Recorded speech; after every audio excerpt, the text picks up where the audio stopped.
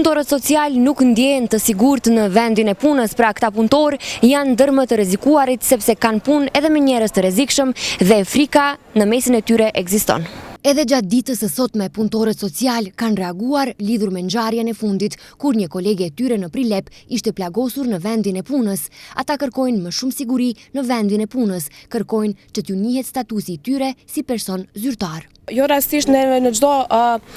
rast jemi thuajse të barabartë me policinë, në rastet intervente ku ne intervenojmë, jemi bashkë çdo herë me policinë, veç se dallimi jonë është se ne palët këtu i kemi vet, ato i mbajnë palët atje vet. Ato janë të siguruar, normalisht neve këtu jemi shumë të pasigurt. Njëherët të identifikohemi si persona zyrtare dhe sulmet që bëhen ndaj neve të regjistrohen si të tillë, e dyta ne të kemi këtu një sigurim i cili të paktën do të kontrollojë që njerëz me armë të ftohta apo me armë zjarri mos të kenë drejt të futen në institucion, siç ka nëpër institucione tjera publike, nëpër institucione private, nëpër banka edhe kështu me radhë. Ministria e Politikës Sociale, Demografisë dhe të Rinjve e informon publikun se dënon çdo akt sjellje të dhunshme apo çdo formë tjetër sjelljeje që rrezikon gjendjen fizike dhe psiqike të punonjësve në qendrat e punës sociale. Duke marrë parasysh ndjeshmërinë e detyrave të punës së punonjësve në qendrat për punë sociale, të cilët janë të ekspozuar ndaj rrezikut për shëndetin dhe jetën e tyre në bazë ditore dhe për t'i mbrojtur ata,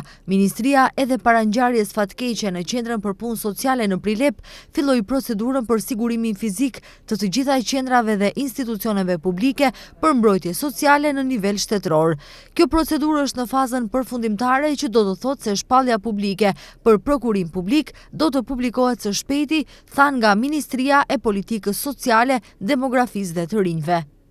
Ministria e Politikës Sociale, Demografisë dhe të Rinjve apelon tek të gjitha institucionet që të ndërmarrin veprime me kohë dhe efikase në kuadër të kompetencave të tyre, me qëllim që të garantojnë sigurinë në vendet e punës të gjithë punonjësve.